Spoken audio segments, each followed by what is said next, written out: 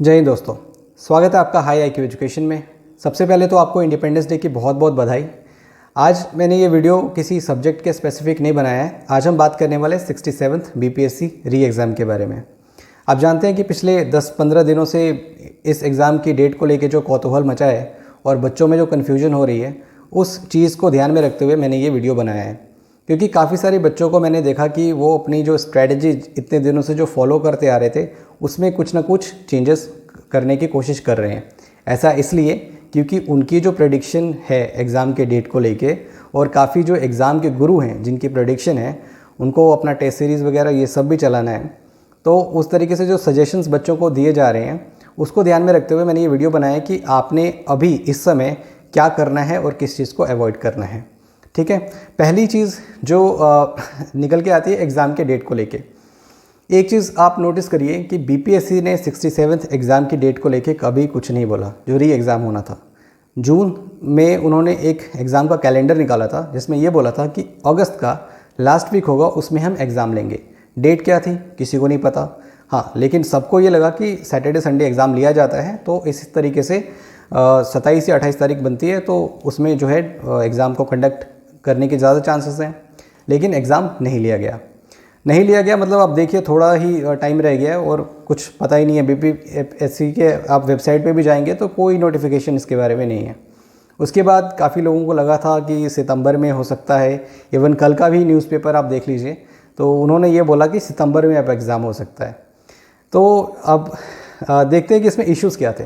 पहली चीज़ क्या थी कि जब अगस्त में एग्ज़ाम के लिए बोला गया था, तो कुछ तेजस्वी लोग थे, उनका ये मानना था कि नहीं, अगस्त में तो बाढ़ होती है, बाढ़ की समस्या के कारण आयोग जो है एग्ज़ाम कंडक्ट नहीं करा सकता। तो उन तेजस्वी लोगों को मेरा सल्यूट है, आपकी बात सच हो रही है। दूसरी चीज़ थी कि चलिए अब अगस्त में नहीं तो सितंबर में एग्ज़ाम लिया जा सकता है। फिर से वो हमारे तेजस्वी लोग आ गए, उन्होंने बोला नहीं, उस समय तो दुर्गा पूजा होती है, उस समय छुट्टियाँ होती हैं, उनकी तैयारी करनी होती है, तो आयोग जो है इसमें भी एग्ज़ाम लेने के मूड में नहीं होगा। और चेयरमैन साहब चेंज हो गए, तो उनके लिए भी काफ़ी चैलेंजिंग होगा कि इतने कम दिन में वो एग्ज़ाम को कंडक्ट करा पाएँ।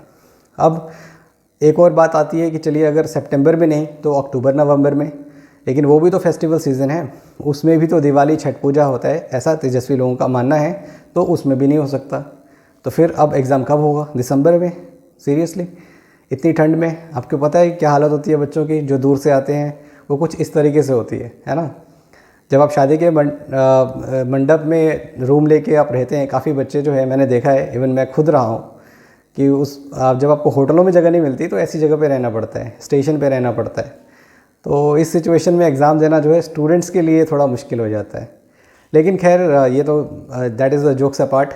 बीपीएससी ने एग्ज़ाम अक्टूबर में कंडक्ट कराए हैं और दिसंबर में तो एग्ज़ाम वो लेते आई है, तो आप मान के चलिए कि आपके एग्ज़ाम जो है इस साल 2022 में हो ही जाना है। चाहे वो 1 महीने बाद हो, 2 महीने बाद हो, 3 महीने बाद हो, एग्ज़ाम हो ही जाना है। ये सब चीज़ों पे आप ध्यान मत दीजिए। तेजस्वी लोगों की प्रेडिक्शन एक बार सही हो सकती है, ज़रूरी नहीं कि बार बार सही हो। आयोग के मूड पे है, अगर उन्होंने तैयारी कर ली तो एग्ज़ाम को ले सकते हैं। ठीक है, अब जब एग्ज़ाम के डेट को लेकर कन्फ्यूजन है, हमें खुद नहीं पता, तो आप देखिए आपको ज़्यादा से ज़्यादा कितना टाइम मिलेगा, 2 या ढाई महीने, यही ज़्यादा मिलेगा टाइम, है ना। अब काफ़ी लोगों को मैंने देखा है कि इतना टाइम मिलने के बाद उनको लग रहा है कि उनको अपनी स्ट्रेटजी में थोड़े बदलाव करने चाहिए। कैसे? कि वो पीटी की तैयारी तो कर रहे थे, साथ में क्यों ना हम मेंस को इंक्लूड कर दें।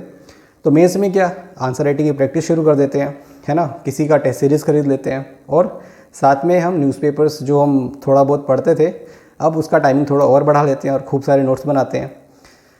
अब इसमें आपको कौन कौन से चैलेंजेस फेस करने पड़ सकते हैं कि अगर आपने पीटी और मेंस की तैयारी को शुरू कर दिया। पहले मैं उस बारे में डिस्कशन करूंगा, लेकिन आप ज़रा इस बीपीएससी के प्रीवियस ईयर के ट्रेंड्स को देखिए। अभी हमको स्ट्रेटजी बनाए, उससे पहले हम थोड़ा हिस्ट्री देख लेते हैं। इसलिए मैंने पिछले कुछ सालों का जो जनरल ट्रेंड रहा है बीपीएससी एग्ज़ाम का, उसके डेटा को एनालाइज करने की कोशिश की है। तो आप ज़रा देखिए कि क्या ट्रेंड था। 64th, 65th और 66th बीपीएससी का डेटा मैंने यहाँ पे लिया है कि कितने कैंडिडेट्स थे और उनका सिलेक्शन कैसे हुआ था। देखिए, कभी क्या होता है कि आप जितने भी सीट्स निकलती हैं, जितनी वैकेंसीज निकलती हैं, उसका 10 टाइम्स जो है वो पीटी में क्वालिफाई किया जाता है। मान लीजिए अगर 800 सीट है तो लगभग 8000 बच्चों को पीटी क्वालिफाई किया जाएगा। लेकिन वो 8000 नहीं रहते, वो उससे ज़्यादा हो जाते हैं, क्योंकि जो कट ऑफ मार्क्स है, मान लीजिए 100 कट ऑफ मार्क्स है, तो इसमें से ऐसे एक ही बच्चा नहीं होगा जिसके 100 होंगे, ऐसे बहुत सारे बच्चे होंगे, तो वो सभी के सभी इंक्लूड होते हैं, तो वो थोड़ा ज़्यादा बन जाता है, ठीक है। अब जितनी सीट्स होती हैं उसका 2.5 गुना जो होता है वो मेंस में क्वालिफाई किया जाता है, और वही लोग इंटरव्यू देते हैं और फाइनली उनका मेरिट लिस्ट में नाम आता है। 64th BPSC में जो टोटल कैंडिडेट्स ने अप्लाई किया था 4.7 लाख, टोटल वैकेंसीज़ जो आई थी 1454 वैकेंसीज़ थी।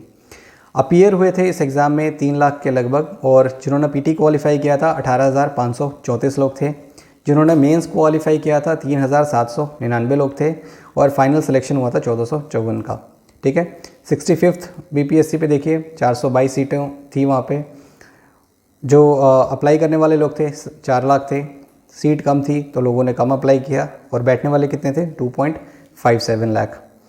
जिन्होंने पीटी क्वालिफाई किया लगभग 6,500 के आसपास, और जिन्होंने मेंस क्वालिफाई किया लगभग 1100 के आसपास इनका इंटरव्यू हुआ, और 422 लोगों का सिलेक्शन होता है। 66th में 685 सीटें, 4.5 लाख के ऊपर एप्लीकेशन गए लगभग, और 2.81 लाख बैठे थे, अपीयर हुए इस एग्ज़ाम में। लगभग 9,000 के आसपास पीटी क्वालिफाई किए, और 1,800 के लगभग में मेंस क्वालिफाई करके इंटरव्यू गए, और 685 का सिलेक्शन होता है।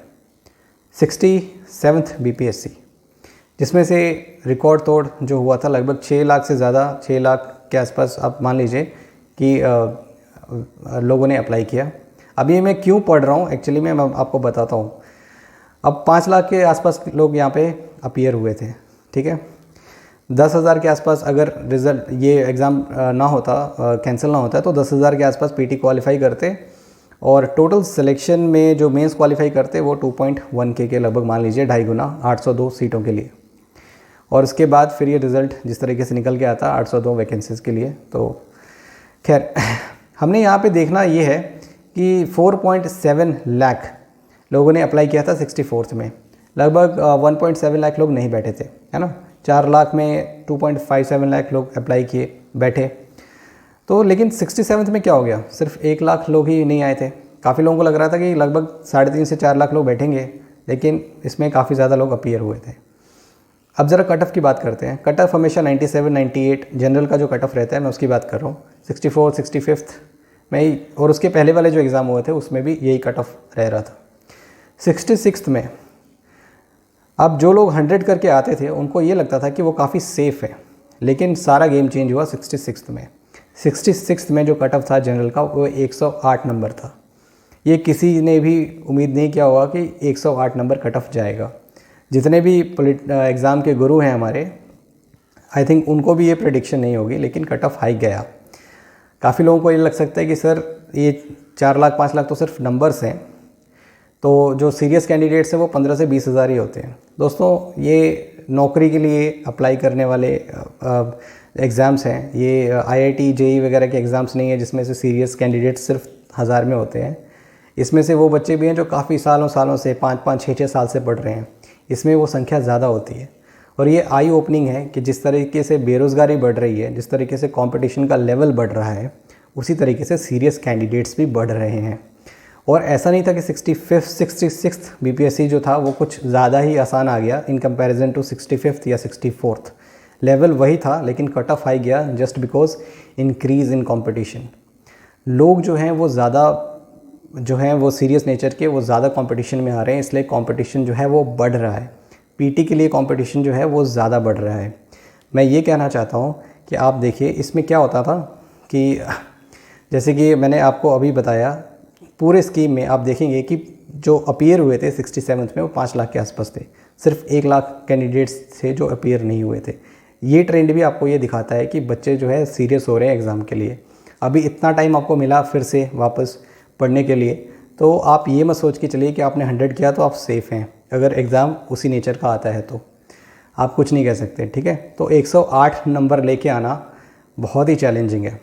जहाँ आप पीटी में कंपटीशन देखिए, पीटी में कंपटीशन कितने लोगों का है, 5 लाख लोगों का। अगर हम मान के चलें 5 लाख लोगों में से 10,000 का सिलेक्शन करना है, और 10,000 लोगों में से 2.1K का सिलेक्शन करना है, कौन सा ज़्यादा मुश्किल है?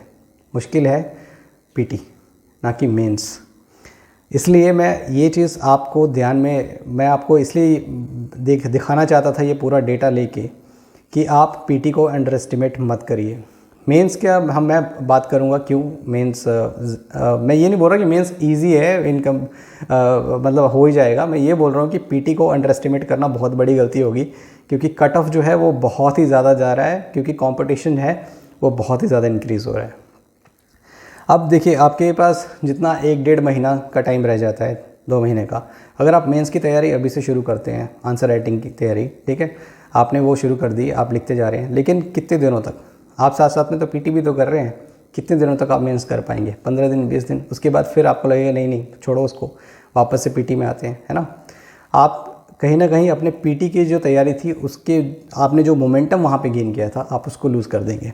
पीटी में स्टैटिक क्वेश्चन पूछे जाते हैं, डेटा याद करना पड़ता है, और आजकल ऐसे डेटा आते हैं कि याद करना भी बहुत मुश्किल है। इवन कि 6.8, 6.78 और बीपीएससी का जो ई ऑप्शन है वो और ज़्यादा कन्फ्यूजिंग कर देता है ना। तो आपको जो आपने जो पढ़ा है उसको आपको बार बार पढ़ना पड़ेगा, ताकि आपके दिमाग में एक तरीके से स्कैन होकर छप जाए कि हाँ ये वाला डेटा जो था मुझे ये पूछा जाएगा। और इकोनॉमिक सर्वे, बजट के डेटा ऐसे ही होते हैं कि आपको रटने ही पड़ेंगे, ठीक है। तो पीटी जो है वो ज़्यादा मुश्किल हो चुका है अभी, इसलिए इसको अंडर एस्टिमेट मत करिए। मैं आपको यही सजेस्ट करूँगा, मेंस के चक्कर में अभी ना पड़े। रीज़न ये है कि जब आपके पीटी के एग्ज़ाम्स होते हैं तो रिज़ल्ट जो है लगभग 1.5 महीना मान लीजिए, उसके बाद रिज़ल्ट डिक्लेयर कर दिया जाएगा, और लगभग 3 महीने के बाद आपका जो है मेंस एग्ज़ाम कंडक्ट किया जाता है। ये 4.5 महीने आपके पास हैं जो आपको सिर्फ मेंस पढ़ना है, आपको कुछ नहीं करना, आपको सिर्फ मेंस पढ़ना है। और बीपीएससी एग्ज़ाम को अगर आप नेचर देखेंगे जो मेंस का है, वो 4.5 महीने सफिशिएंट है इस एग्ज़ाम को निकालने के लिए, अगर आप सिर्फ मेंस ही पढ़ते जाएं तो। इस समय अगर आपने न्यूज़पेपर्स में बहुत ज़्यादा टाइम बिताया, मेंस की तैयारी में बहुत ज़्यादा टाइम बिताया, तो जो मोमेंटम आपने गेन किया था पीटी के लिए, आप उसको ख़राब करेंगे, ठीक है। तो क्योंकि आपने एक टाइम के बाद फिर से कहाँ पे पीटी की प्रिपरेशन में आ ही जाना है, फिर आप 1-1.5 महीना वो पढ़ेंगे ही पढ़ेंगे, ठीक है। हमें नहीं पता एग्ज़ाम सितंबर में हो, अक्टूबर में हो, नवंबर में हो, दिसंबर में हो, नहीं पता, बट अक्टूबर नवंबर मान के चलिए कि मोस्ट प्रोबेबली एग्ज़ाम हो सकता है, क्योंकि पहले भी अक्टूबर में एग्ज़ाम हुए हैं, ओके। तो अगर आप मेंस की बात करते हैं, देखिए मेंस में क्या रहता है ना, इसके ऊपर हम अलग से पूरी वीडियो बनाएंगे, वहाँ पे डिस्कस करेंगे। जिन लोगों को मेंस के बारे में नहीं पता, थोड़ा सा ओवरव्यू दे देता हूँ। मैंने 4.5 महीने इसलिए बोले थे, तो ये सब देख के मैंने बोला था कि 4.5 महीने में ये हो सकता है। पीटी क्या होता है, 150 नंबर का ऑब्जेक्टिव क्वेश्चन होता है। मेंस में क्या होता है कि हिंदी जो है कंपलसरी है, 100 नंबर का पूछा जाएगा, 30% क्वालिफाई होने के लिए चाहिए, उसके मार्क्स ऐड नहीं होते। जनरल स्टडीज़ 1 में जो है, ये इसका सिलेबस मैंने यहाँ पे लिख दिया है, 300 नंबर का जनरल स्टडीज़ 1 होता है, जिसमें से 114 मार्क्स का ये आपका Indian culture, modern history of India, 114 marks का फिर कंटेम्प्रेरी इवेंट्स, करंट अफेयर्स आप मान लीजिए, और 72 मार्क्स का आपका डेटा इंटरप्रिटेशन। ये तो फ्री के मार्क्स हैं जो मैथमेटिक्स में आप उठा सकते हैं, ठीक है। जनरल स्टडीज़ 2 में 300 मार्क्स का आपके पास ये पेपर होगा, जिसमें polity, economy, geography, science and tech के क्वेश्चन पूछे जाएंगे। ये सिर्फ इंडिया स्पेसिफिक नहीं है, ये बिहार स्पेसिफिक भी है, और इसमें ज़्यादा से ज़्यादा करंट अफेयर्स इंक्लूडेड होते हैं, ठीक है। अगर आप ये सारी चीज़ें अगर आप पढ़ना चाहते हैं, आपके पास फ्री अवेलेबल रिसोर्सेज हैं जिसको आप उठा के पढ़ सकते हैं, आपको इसके लिए बहुत ज़्यादा टाइम देने की ज़रूरत है नहीं। ऑप्शनल सब्जेक्ट आपके जो है 300 नंबर के होंगे, ठीक है, और पर्सनल इंटरव्यू 120 नंबर का है। टोटल जो बनता है 1020 नंबर, इसमें से आपका मेरिट लिस्ट तैयार किया जाएगा और आपका सिलेक्शन इसी में से होगा। 4.5 महीने इन 3 पेपर्स को तैयार करने के लिए मुझे नहीं लगता कि 4.5 महीने जो है वो सफिशिएंट नहीं होंगे, इसमें बिल्कुल किया जा सकता है।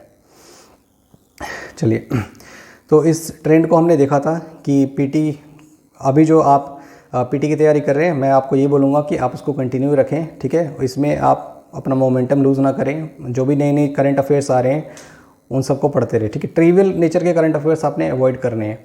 कौन से करंट अफेयर्स पढ़ने हैं? बिहार स्पेसिफिक करंट अफेयर्स मेरे चैनल पे आपको मिल जाएंगे, जो मैं अपलोड कर रहा हूँ। आई थिंक मार्च तक अपलोड हो गए हैं, और अगले 1 हफ्ते तक बाकी सब वीडियोज़ में मैं कोशिश करूँगा कि जल्द से जल्द अपलोड हो जाए। मैथमेटिक्स के लिए कट ऑफ हाई है, मैं ये बोलूँगा कि इग्नोर नहीं करना है, उसको भी आपने सीरियसली लेना है। 10 नंबर ही हैं, लेकिन वो बहुत ही मैटर करता है आपके लिए, ठीक है। तो मैथमेटिक्स के लिए मेरी एक तो सीरीज़ चली रही है, आप वो देखिए, आपको कोई बुक पढ़ने की ज़रूरत नहीं है, उसमें आपका जो है मैथ्स हो जाएगा। एक आई थिंक आधे घंटे से लेके आप 1 घंटे तक की मेरी वीडियो है एक चैप्टर की, तो वो कितना टाइम लगेगा, हार्डली अगर आप नोट्स भी बनाने बैठते हैं तो 2 घंटे तक आप इसको करके पूरा चैप्टर जो है ख़त्म कर सकते हैं। ठीक है, आपको समझ आ जाएगा। वो क्वेश्चंस जो हैं मैंने काफ़ी क्वेश्चन से गुजरने के बाद उन क्वेश्चंस का सिलेक्शन किया है और हर क्वेश्चन अपने आप में यूनिक है। आप वो मेथड सीखिए, आपका एग्ज़ाम जो है इसी से हो जाएगा। आपको कोई किताब दूसरी पढ़ने की कोई ज़रूरत नहीं है, कोई टेस्ट सीरीज़ देने की भी ज़रूरत नहीं है मैथ्स के लिए स्पेसिफिकली। हिंदी और इंग्लिश दोनों में अवेलेबल है, आप जो है चैनल में जाके प्लेलिस्ट में जाके क्वांटिटेटिव एप्टीट्यूड में देख सकते हैं। ठीक है, तो बस दोस्तों मैं यही बोलना चाहता था आपको कि अभी आपने कंफ्यूज नहीं होना है। डेट्स कभी भी आएँ, आप अपनी प्रिपरेशन जैसे रख सकते थे वैसे रखिए।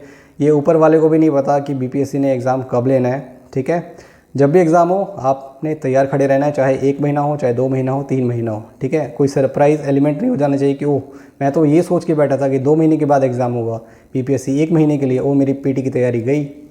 ऐसा कुछ नहीं है। ठीक है, मैं आप सबको ऑल द बेस्ट बोलूँगा आपके अपकमिंग एग्ज़ाम के लिए, और जो भी यूज़फुल वीडियोज़ हैं वो मैं अपने चैनल पे जो है अपलोड करते रहूँगा। ठीक है, आपको एक बार फिर से इंडिपेंडेंस डे की बहुत बहुत बधाई और मिलते हैं नेक्स्ट वीडियो में।